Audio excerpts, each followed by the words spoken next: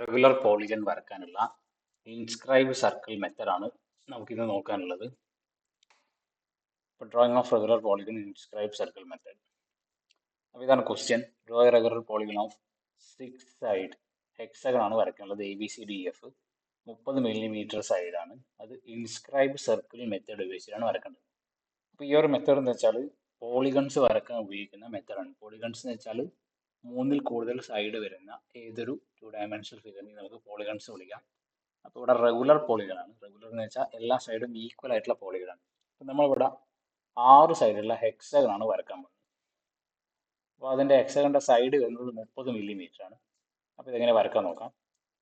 ആദ്യം തന്നെ നമ്മൾ സ്കെയിലിൽ 30 മില്ലിമീറ്റർ അല്ലെങ്കിൽ 3 സെൻറ്റിമീറ്റർ ഒരു ലൈന് വരക്കാം.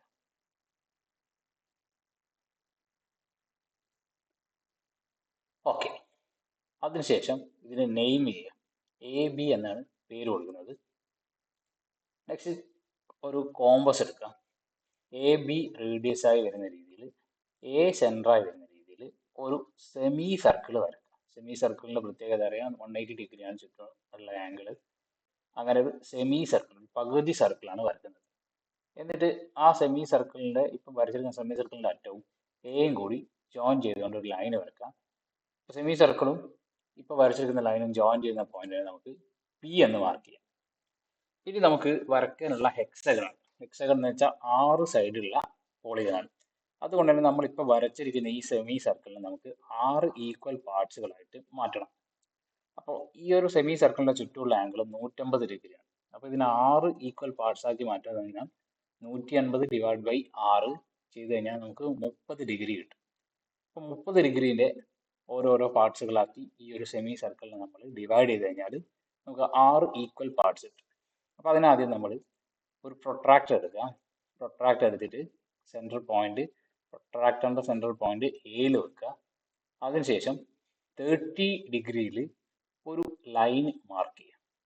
അതിനുശേഷം നമ്മൾ 60 ഡിഗ്രി, 90 ഡിഗ്രി, 120 ഡിഗ്രി, 150 ഡിഗ്രി ഇങ്ങനെ 3 ഡിഗ്രികളിലും നമ്മൾ ഇതേപോലെ തന്നെ ഓരോരോ ലൈനുകൾ മാർക്ക് ചെയ്യാം. മാർക്ക് ചെയ്യാന്ന് വെച്ചാൽ നമ്മുടെ ഡിവിഷൻ പോയിന്റുകളാണ്. അപ്പോൾ ഇത്രയും ആംഗിളുകൾ 30, 60, 90, 120, 150 ഇത്രയും ആംഗിളിൽ നമ്മൾ ഓരോരോ പോയിന്റുകൾ മാർക്ക് ചെയ്ത് വെക്കുക. അപ്പോൾ നമുക്കിങ്ങനെ സെമി സർക്കിളിനെ 6 ഈക്വൽ പാർട്സ് ആക്കി ഡിവൈഡ് ചെയ്തിട്ട് കാണാം. ഇനി ചെയ്യേണ്ട കാര്യം എന്താണെന്ന് വെച്ചാൽ ഈ 6 ഈക്വൽ പാർട്സായി ഡിവൈഡ് ചെയ്തത് നമ്മൾ എന്ന് ലൈനുകൾ വരക്കണം. ഓരോരോ ഡിവിഷൻ പോയിന്റിലും എന്ന് ലൈനുകൾ വരക്കുക.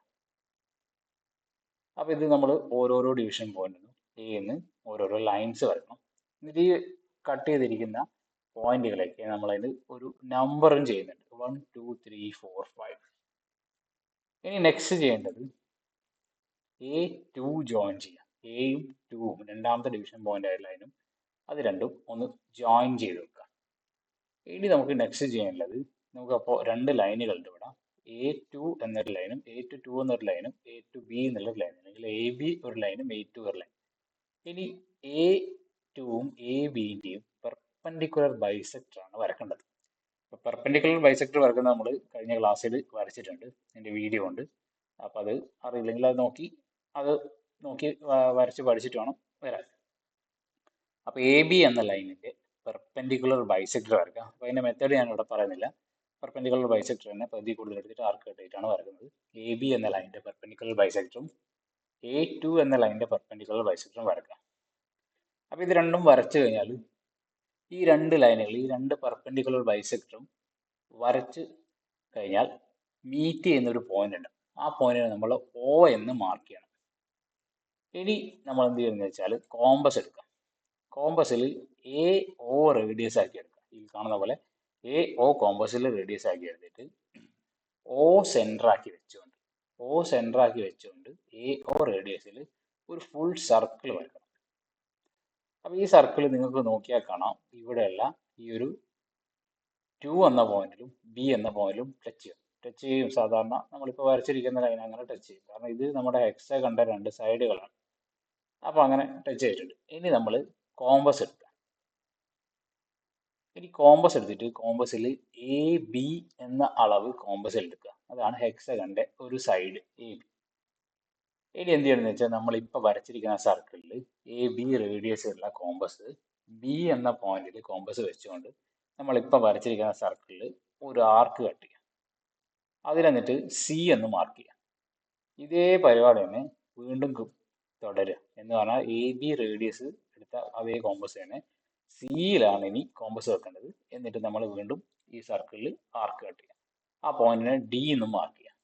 ഇങ്ങനെ തന്നെ അടുത്ത പോയിന്റും E എന്ന് മാർക്ക് ചെയ്യാം. നെക്സ്റ്റ് പോയിന്റ് നമ്മൾ ആർക്ക് കട്ട് ചെയ്ത് നിന്ന് കഴിഞ്ഞാൽ ഇവിടെ ഈ 2 എന്നുള്ള പോയിന്റിലേക്കാണ് എത്തുക.